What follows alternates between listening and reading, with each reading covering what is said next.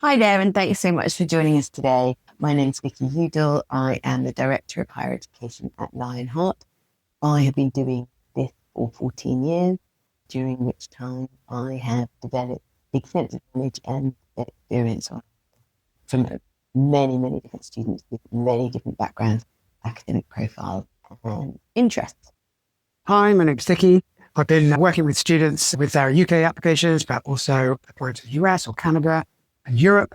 I work with students supporting them with their writing, whether that be for personal statements or essay writing.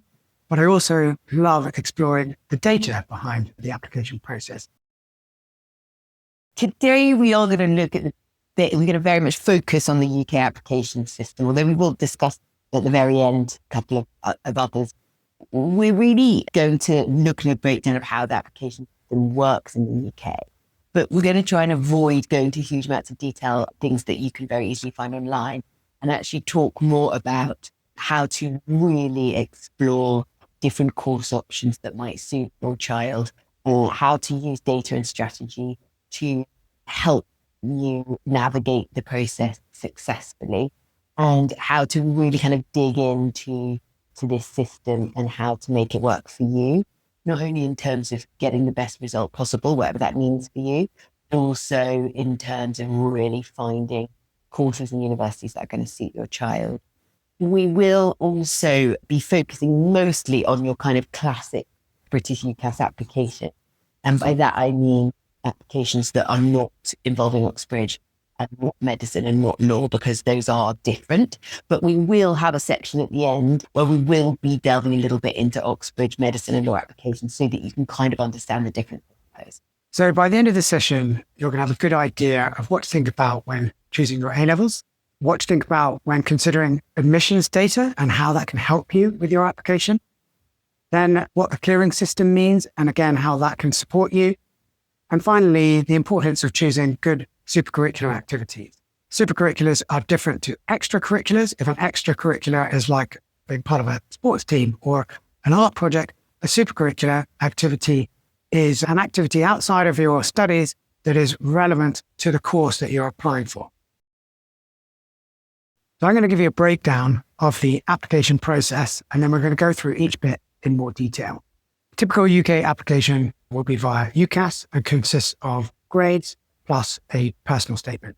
When you think about all the students getting the same grades for the course that you're applying for, then it's the personal statement that is going to separate you from those other applicants. You will also contribute a reference from your school. So to start the process, you're going to consider the universities that you're interested in and the courses that you're interested in. Now, it's important to note that you have one personal statement for all 5 of your applications. So that means the courses that you choose need to be similar. From there, we'll start to explore supercurriculars that are going to be relevant to the courses that you are applying for. With those supercurriculars in hand, we'll start to put together a personal statement plan. At that point, we write the personal statement and then we make our application. After a period of time, you will get some offers from those universities, at which point you need to decide which is your firm choice and what is your insurance choice. Then you have the interesting period of waiting until results day, at which point, again, you may need to make some decisions. And from there, you can go to university. Before we talk about university and course choices, a brief note on A-level and IB subject choices, or indeed subject choices from whatever education system your child is under. You may be listening to this having already have a child that's already doing A-levels or IB, who's already made these decisions. But it is important to note that they are relevant to the opportunities your child has in terms of what courses they apply for. So if you haven't yet chosen A-levels or IB, the advice I would give is to make sure that you are aware of any decisions that are actually removing opportunities from your child without necessarily being aware of it. When you're making these choices, even though it seems early, just bear in mind the impact that those choices might have in the opportunities available at university level. Just to add to your point there, if you're applying for a business course, there are courses that are business plus a modern language, and the admissions rate it's a lot easier to get onto the language and business course than it is on just the business course. So you might want to consider, if you speak French or another language, to include that in your choices, because that could really help you with your application. Let's move on now to talk about university and course choices, which I like to talk about as one because I think that they sort of are very interlinked. I think it's a mistake to choose a short list of universities before you choose your course, or choose a list of courses before you choose your university, because they all offer slightly different things. So when we look at how to choose courses in universities, of course, by the point we're doing that, we've probably got some idea what the predicted grades are going to be in A-level or IB. Sometimes we have certainty on that, but often a sort of idea. And obviously that's going to feed into the decision, but it should never be the absolute only factor, because predicted grades change, but also entry requirements are often not completely set in stone as you might think they would be. So it is worth kind of digging into that a little bit. When we take a student and we think about what course they want to study, one of the most important things is to understand the absolute breadth of courses available at UK universities that you may never have heard of. So if your child really enjoys history, but can't decide between history and French, let's say, to study, a lot of schools will say, well, make the decision. And they may, if they've got a good admissions department, say, well, maybe you could do a course where you study both. And that's fine. But what it's missing is the enormous myriad of options available that aren't just half a history and half a French degree, but actually integrate subjects of interest in all sorts of interesting ways. The other thing to ask is, if your child loves history, the example I just gave, it's really worth delving into what about history they're enjoying. And the same goes for any subject. If it's physics, if it's geography, what we're thinking about is, what is it that you really enjoy about this subject? Because what you might find when you talk to your child about history is that actually the areas that they've really enjoyed are areas that are actually more aligned with a politics degree, or with a sociology degree, or even with a psychology degree, or with a broader social sciences degree. So with all of these things, delve a bit deeper than that initial subject interest to see whether there may be things that your child may never have learned about before, have never studied, that are actually available. Beyond this, it is worth noting that a lot of people still see the UK as a system whereby you have to choose one or two subjects at university, as opposed to the American system, which has a broader opportunity. But actually, most universities in the UK now offer liberal arts courses where you can combine an enormous number of subjects if you want to, alongside many degrees where you can actually combine science and art subjects. The sort of most obvious course is UCL's Arts and Sciences, but others universities do the same. So really delve into these opportunities. Many of these courses are completely unknown to schools. I have so many examples of students coming to me, and I will give them ideas for courses that their schools have never suggested to them and they have no idea existed. So do your research, scroll through these courses, really start thinking about what it is that your child really wants to study, because the opportunity will be there. Once you've explored those courses, what you'll find is that your university choices will, to some degree, be impacted by the courses you find. There are lots of courses that are offered at some universities and not others. With that, you then want to also think about how university. There are lots of different ways that people choose universities, and everybody has very different priorities. Some of my students say, I really just want to go to the most academic, highly regarded university that I can get into. I think that that's a fair ambition. There are some students that say, I want to be in a city, I want to be in a campus, etc. These things are all very easy to research, which is why I think that actually it's the course choice that needs more investigation in some respect than the university choice. I'm going to talk a little bit about the data behind some of these courses. When you're making these decisions, you'll find out that some courses are a lot more competitive to get onto than others. And that's really useful when informing the decisions that you're going to make, which is what Vicky's been talking about. So I'm going to give you a couple of examples here to showcase how different that can be. So here, if you're applying to King's College London and you apply for just business management, the admissions rate there is 13%. So it's a competitive course and the grade requirement is A*AA. The next one to consider would be international management. And the admissions rate there is 30%, and it's A star AA again. But then interestingly, if you apply for management and a modern language, the admissions rate there is 76%, and the grade requirement is AAB. There's going to be a lot of crossovers with those three courses.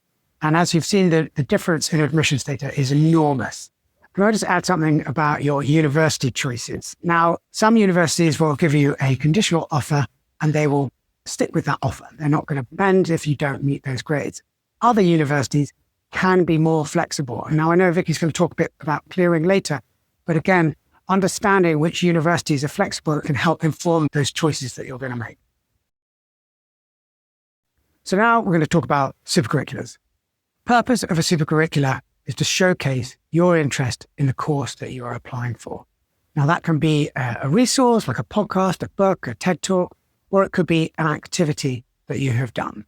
A really good example I always remember is a girl who was applying for a law degree and she went to the Supreme Court. And in the Supreme Court, she saw a painting and she asked herself, what is that painting? And she started the paragraph with, I saw this painting and it represented a change in the law that improved gender equality. And that led her on a journey to explore more things that interested her about the law behind equality. And that led to a really interesting paragraph that very much contributed to the course that she was applying for and showed she was interested. When you say paragraph, you mean paragraph of the personal statement? Yes. One thing to note is that often the activities that you do are what show your natural interest in a subject. And the reason I say that is that you can go and pay for a summer school where you're going to learn more about the course that you're interested in. Now, that's not necessarily a bad thing in terms of what you're going to learn on that course, but it might reflect badly in your application if it's clear that I went and did this expensive course, because in the UK system, they are doing their best to make sure that everything is a level playing field. So if they see something that shows that you have the resources to do these summer schools, then that might work against you. But in moments like that, make sure that the content that you're putting in is about what's been learned rather than what's been done, so to speak. So actually, as Dicky said, the key thing is you get from the experience that often a free online course, a TED Talk, a podcast episode can be just as useful as an expensive summer school, because what you're getting from those is universities are interested. And those are also resources that are available. Anything that showcases self-determination, that the student has clearly gone and done something for themselves because they're interested in the topic, if that comes through in the application, then that's going to be really powerful. So one of the things with Supercurriculars is we always advise, make sure that you've worked out your particular areas of interest in your course. And then you've gone and done those supercurriculars, whether it's resources or whether it's activities, before you start writing your personal statement. You really want to have thought through, you may have done lots already, but what exactly you've got to demonstrate your interest through supercurricular activity. Because if you start writing your personal statement before that, it becomes very complicated to then add them later. So on that note, should we talk about personal statements? So the personal statement consists of 4,000 characters, which is approximately 650 words. But more importantly, as of now, it consists of 3 questions. Those 3 questions are, why do you want to study this course or subject? How have your qualifications or studies helped you prepare for this course? And what else have you done to prepare outside of education? And how have these experiences been useful? The first thing to say, the content of the statement should not be that different to how it would have been before. The particular very academic university in the UK are saying to students, please don't differ from the general rule that we want to see your passion for the cause as the core part of your statement. Please don't feel that particular third question should encourage you to write more about extracurricular activities than you would have otherwise done, because it remains the case in the UK or the more academic universities, as a rule, not that interested in extracurricular activities. How do we write the personal statement? What we tend to do is take the supercurricular resources, take the course choices, And really, it's about fitting it together in a jigsaw puzzle. The first question, why do you want to study abroad? We tend to avoid big, sweeping, generalized statements and really focus in on a specific area of interest in the course very early on. Instead of saying, I have loved English literature since I was a child, we might say, it was when reading Paradise Lost that I understood why the way that language is used in literature, the key for me to understand human nature. That's just made all the top of my head, but that's the kind of thing you're going for, is a really precise insight look into your brain and the way that you are engaging the course of study. So the way that we do that is to really delve with the student, and you can do this with your child, into their particular areas of interest in the subject, and then write a very detailed plan for each of the answers to each of the questions. Question 1, you're going to really outline not just why you want to study the subject in general terms, but in very specific interest in how they've been triggered by books or articles or TED Talks or whatever it might be. Question 2 is very much focused on the school syllabus and how what students is going to show their propensity for the subject that they've applied for. I was helping a student with this actually last week who was applying to do English literature. And it's really important that you don't just use the A-level that's most relevant to the course in this way. For example, he was doing English literature, but he was also doing history and drama. It's important that he found elements of history and drama A-levels as well that were very relevant to the study of English literature. So you can delve into different subjects, but the key is that it always links. Now, if your child has done an EPQ, an extended essay, anything else at school that is not sort of strictly part of the curriculum at all, like an essay writing competition that the schools run, this is the space to put that in there. So you might want to really think about how to demonstrate that. Question 3 is where some people attempted to put just sort of general interest, but actually what you should be doing with question 3 is adding any other supercurriculars that you haven't already mentioned in the first 2 questions. Some universities have been extremely clear, even on their websites, of what they're looking for here. LSE, for example, has specifically come out what the majority of the personal statement to be in questions 1 and 2. I think around about 80 statements to be answering question 1 and 2. And then for third question to be a much shorter answer, because they're encouraging people to move away from the kind of general interests that aren't that relevant to them. So after you've done this plan where you've bullet pointed all the things you're going to do, what we say to our students is go and write it, but don't worry too much about the word count point. Get your thoughts down, really follow that plan, and then it's actually much easier in our minds to edit it afterwards. So once the personal statement is complete, the key elements of the application are now done. So once you submit the application, it then goes to your school or institution, and then they will submit your predicted grade and your reference, which you will not get a chance to see. It will then go automatically to the university that you've applied for, and they will then assess your application. Okay, the application is in, then you wait for some offers from those universities. Once they come back to you, you'll make a decision about what your firm choice is and then what your insurance choice is going to be. From there, you get to work with the important job of getting those grades in your A-levels. And after that point, there's a period of time until the clearing gets open. Now, Vicky, talk a bit more about that.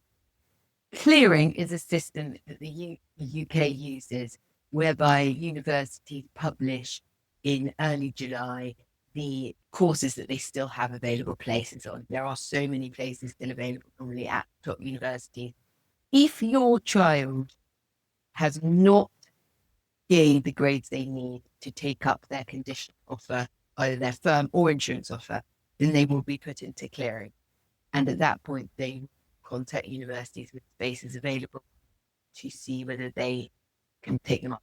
Now, The most important thing about clearing is that on the results day, it is incredibly stressful to, at that point, be scrolling through available courses and trying to get on. You need to be utterly prepared beforehand. So clearing places normally come out the day before IB results day. What we make sure with all our students, and absolutely everyone should do this, is prepare for results day by scanning through those clearing places before your child gets their result and knowing what's available, what your child might want to choose, and how to contact those universities on results day, so that when the results come, if for whatever reason they haven't been what you expected or hoped, you have a plan of action, you know who you're going to call, what you're going to do.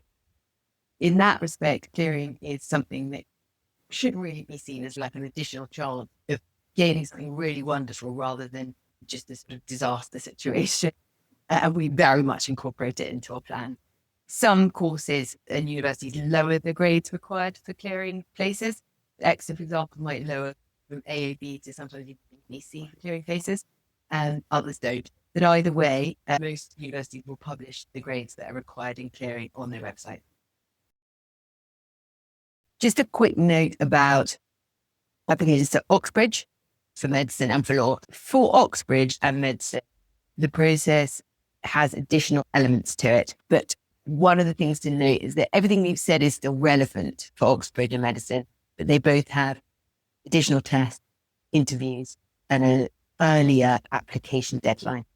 Law is also slightly different in that there is a test called the LNAT that most universities ask for and use heavily in their decision-making processes. Just be aware that there are extra elements to those three categories, and that if you want to discuss those with us further, then please do.